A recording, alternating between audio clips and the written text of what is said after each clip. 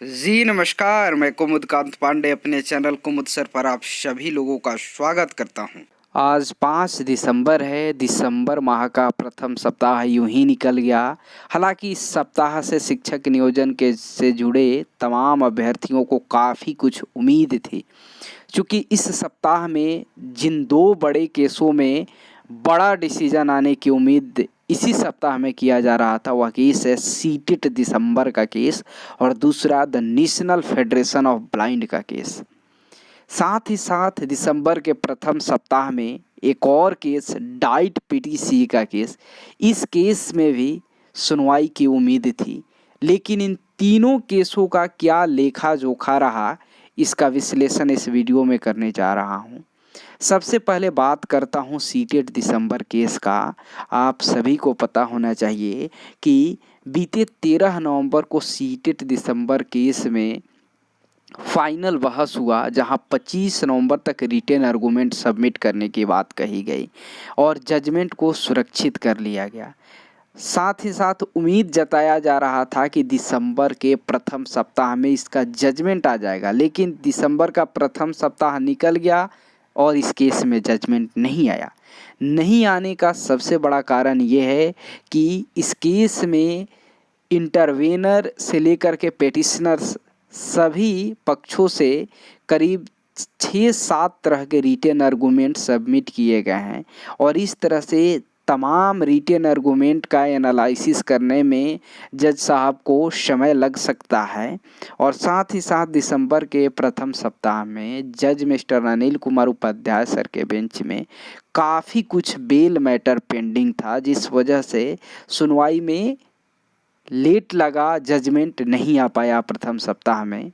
लेकिन पूरी उम्मीद है कि सीटेट दिसंबर केस में जो जजमेंट है 7 दिसंबर यानी दिसंबर महीने के दूसरे सप्ताह 7 दिसंबर के बाद आने की पूरी प्रबल संभावना है।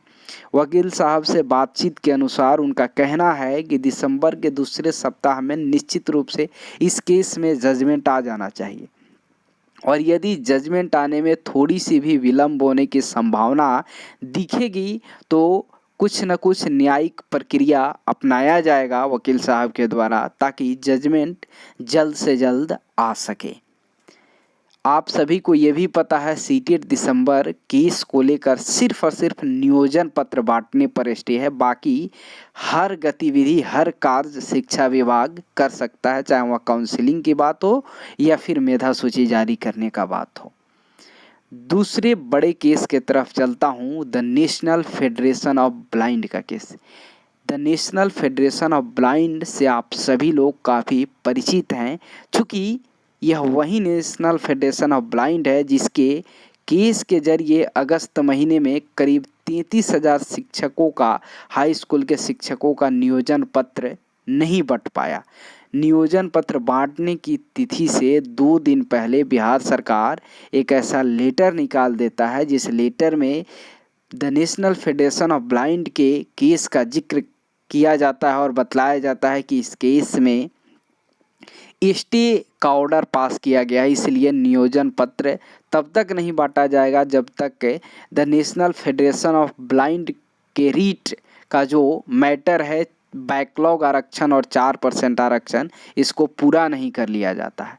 आप सभी को पता होना चाहिए कि the National Federation of Blind का जो केस है, इस केस में जजमेंट आने की 2 दिसंबर को संभावना थी, लेकिन 2 दिसंबर को the National Federation of blind के केस का सुनवाई नहीं हो पाया और यह डेट बढ़ते बढ़ते आप देख सकते हैं कि 7 दिसंबर पर जा कर के टिका है।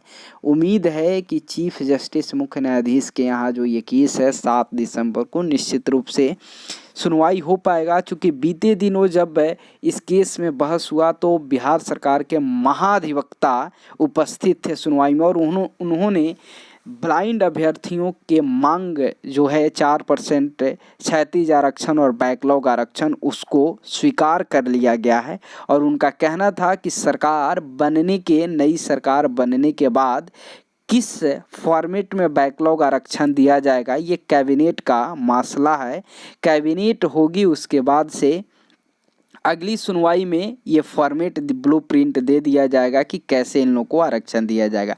यानी ब्लाइंड अभ्यर्थियों को बड़ी जीत पहले ही मिल चुका है, बस उसका रूपरेखा देखने का इंतज़ार है, जो कि 2 दिसंबर को उम्मीद थी, जो कि नहीं हुआ। और यह भी blind the National Federation of blind के केस का जो भी डिसीजन होगा वह दिसंबर के दूसरे सप्ताह में होगा, और सीटेड दिसंबर केस में भी जजमेंट दूसरे सप्ताह में ही आने का उम्मीद है। एक और केस से आप सभी लोग काफ़ी परिचित होंगे, वह केस है डाइट पीटीसी का केस। यह केस ऐसा है, 2011 में बिहार टीईटी का एग्ज़ाम हुआ था, उसमें काफ़ी अभ्यर्थी पास हुए थे। उन लोगों का 2 चरणों में नियोजन हुआ, लेकिन उसमें से भी बहुत से अभ्यर्थी जिनका मार्क्स कम था उनका नियोजन नहीं हो सका। वे सभी अभ्यर्थियों को बिहार सरकार अपने अंदर जितने भी सरकारी प्रशिक्षण डीएलएड कॉलेज हैं उसके ज़रिए डाइट कॉलेज जो भी है वहाँ से उन लोगों को डीएलएड का प्रशिक्षण प्राप्त कराया गया। इसके आधार पे कुछ अभ्यर्थियों का कहना है कि जो वर्तमान 94,000 का शिक्षक नियोजन है, इसमें 8600 समथिंग कुछ सीट हम लोगों को रिजर्व कर दिया जाए, चूँकि हम लोग पहले से पास आउट हैं 2011 वाले, और हम लोग बिहार सरकार के डाइट संस्था से हम लोगों ने डीएलएड का प्रशिक्षण लिया है। इस केस में आप देख सकते हैं कि लगातार कैरी फॉरवर्ड सुनवाई नहीं होने की स्थिति दिखती रही। हालांकि 13 नवंबर को सुनवाई भी हुआ। दिसंबर के प्रथम सप्ताह में इस केस का सुनवाई होना था। आप देख रहे हैं कि यह सप्ताह निकल गया और इसमें भी अब कैरी फॉरवर्ड का सिचुएशन है, और उम्मीद है कि दिसंबर के दूसरे सप्ताह यानी 7 दिसंबर के बाद इस केस का भी सुनवाई हो पाएगा। अतः आप सभी सीटेड दिसंबर अभ्यर्थियों से कहना चाहूँगा कि आप थोड़ा सा भी इन चीज़ों से विचलित न हो कि बिहार शिक्षा विभाग क्या कर रहा है क्या नहीं कर रहा है। चूँकि आप सभी समझदार हैं, आप जानते हैं कि जब आपके केस के जरिए सिर्फ और सिर्फ नियोजन पत्र बांटने पर स्टे है, तो फिर बिहार सरकार शिक्षा विभाग को हर काम करने की आज़ादी है, और आपको काम करने में किसी भी तरीके से उन लोगों को बाधा नहीं होने देना चाहिए। और बिहार सरकार शिक्षा विभाग अभी अंतिम फाइनल मेधा सूची जारी करने का बात कह रहा है। हालांकि जो भी कुछ करना है वह करे, लेकिन सीटेड दिसंबर केस में काफ़ी कुछ उम्मीद है कि जो भी डिसीजन आना है वह जल्द से जल्द आ जाना चाहिए, चूँकि इंतज़ार का घड़ी लंबा होता है।